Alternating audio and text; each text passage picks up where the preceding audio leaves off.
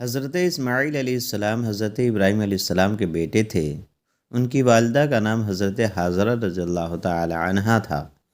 حضرت اسماعیل علیہ السلام جب گود کے بچے تھے تو اللہ تعالی نے حضرت ابراہیم علیہ السلام کو حکم دیا کہ اپنی بیگم حاجرہ رضی اللہ تعالی عنہا اور اپنے بیٹے حضرت اسماعیل علیہ السلام کا حجاز لے جائیں۔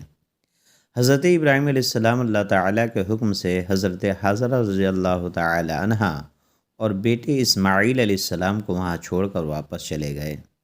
ننھے اسماعیل علیہ السلام نے پیاس کی وجہ سے رونا شروع کر دیا۔ حضرت حاجرہ رضی اللہ تعالی عنہا نے سوچا کہ پہاڑی پر چڑھ کر دیکھوں، شاید کوئی آبادی یا سبزہ نظر آ جائے جہاں سے پانی مل سکے۔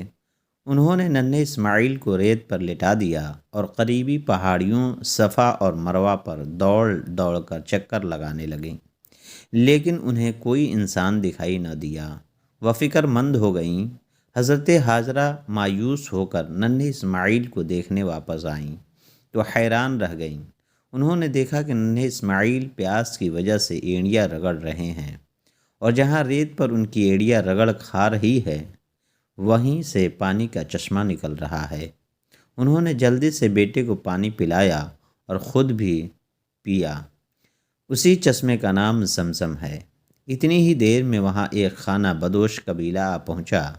حجاز میں کئی قبیلے ایسے تھے جو اپنے خیمے اپنے ساتھ لیے پھرتے رہتے تھے۔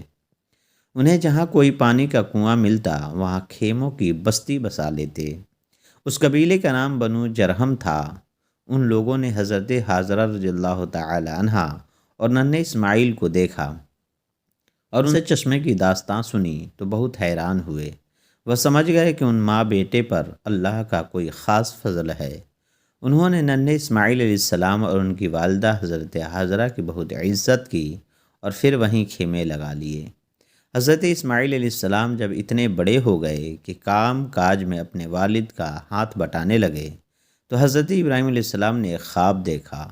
انہوں نے دیکھا کہ وہ اپنے بیٹے حضرت اسماعیل علیہ السلام کو قربان کر رہے ہیں۔